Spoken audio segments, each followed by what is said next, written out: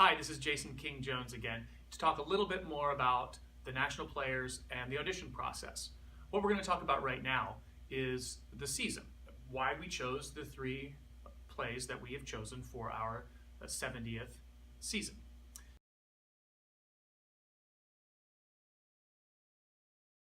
So as you can see behind me, the titles are Around the World in 80 Days, The Crucible, and Twelfth Night. So let's dig into why those shows. First of all, National Players tours to all kinds of audiences in all kinds of communities around the country. We are, for some people, we are the Shakespeare company of their region.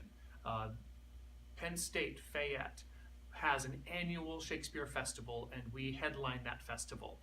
We go in, we work with their students, so they have a group called the Lions Players, and they are ramping up for their spring Shakespeare production, and we're there in the fall, and we work with their students on whatever they're working on, and then we present our piece as well. So that's just one example of how we have become an annual touring company for different communities around the country. We do Shakespeare every year. We've done it for what will be now 70 years straight. We have always toured with a Shakespeare piece. So it's part of who we are, and it's why we ask you to have 2 classical monologues in your audition. Why Twelfth Night specifically? Twelfth Night is a great play. It's one of Shakespeare's best, in fact, and I think it's one of his most complete comedies. We've recently also toured with a lot of heavy pieces. Othello's out this year, Hamlet was out the year before. We've dug into many of the tragedies, and we thought that it would be really great to actually have a piece that celebrates reverie, that celebrates a change in status. You know, Twelfth Night is all about how the fools get to be kings for one night. And so we kind of get to see a topsy-turvy world, and it's a great play. It has great characters, and it's also, for many audiences, also such an accessible piece. So we think about all those things. Now, we've also not toured Twelfth Night in many, many years, so it's time to bring it back. We also wanted to investigate, like every year, we are very mindful of the fact that we are performing for different communities around the country, different populations. We try to reach underserved populations, but what does underserved mean? It means different things in different places.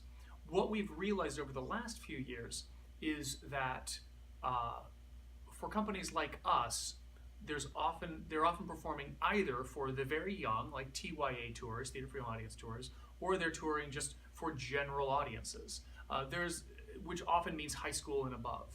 So there's a group of students that are often left out of the kind of work that we can tour with, and those are middle school students. Around the World in 80 Days is a piece that is read widely by middle school audiences. What's really exciting about this piece, not only are we going to use Laura Eason's Looking Glass Theater Company's adaptation of this piece, which in and of itself is a really exciting script that celebrates theatricality. We're also going to celebrate the theatricality of the story by inviting Jared Mazaki to come direct it. Jared Mazaki is the artistic director of Andy Summer Playhouse in New Hampshire, and he also is a professor at the University of Maryland, and he focuses on technology and video in storytelling.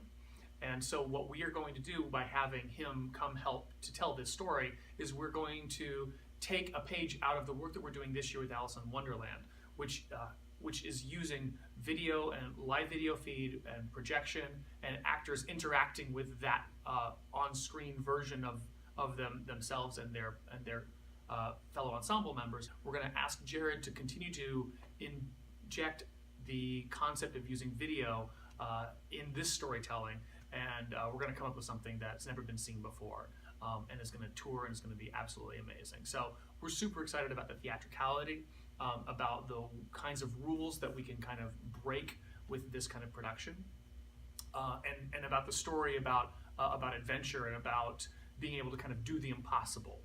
Our third show is Arthur Miller's The Crucible. It's an American classic. As far as I'm concerned, it's Miller's masterpiece. It's his best work. One of the things that I love about this play is not only does it have incredible acting in it, incredible scenes, really compelling storytelling, compelling drama, but it speaks, I think, to some of the fear that's running through our country right now. National Players is not overtly political. We are not a political company, but we do think that it's important that we are responsible with our art and that we tell stories that are relevant to our time. The reason that this is important for us to do that is we learn so much about our communities by presenting work to them, by telling stories that are topical, that are socially relevant, and then having conversations with them. We host talkback sessions after all of our shows, and we learn so much from the communities that we are performing for, whether they are the student populations or whether they are the local community members who are attending an evening performance of one of these shows or a weekend performance of one of these shows. We host a Q&A session. We learn a lot about how these stories resonate in different places around the country. Many of you who are auditioning for National Players are going to know the themes of the Crucible, so I don't need to dig into it too much. All I need to really say is that this play, I think, touches a nerve and challenges us to really focus on what binds us together rather than what separates us and what keeps us apart. I'll be directing the Crucible. I'm very excited to work on this piece. I'm also excited about the challenge of a 10-member ensemble tackling a play that has so many characters and how we can tell it in a responsible, theatrical, exciting, visceral way. The broader theme of the whole season is about risk-taking. We are taking a lot of risks this year. We're taking risks with a piece like The Crucible. We're taking risks with the technology for the storytelling for Around the World in 80 Days and for Twelfth Night. The characters themselves are all taking risks. We really want to celebrate risk-taking. It's central to who we are. It's central to being able to make the most dynamic work possible. We never really stay in a very safe and comfortable place with the work we do with National Players or with the way that this tour runs. It really embraces risk-taking, and we're looking for people who want to take those risks with us. So that's the season, and I hope it excites you. I hope you are inspired to bring your best work into the audition process, and we look forward to seeing you around the country or here at Only Theater Center for our auditions. Thanks.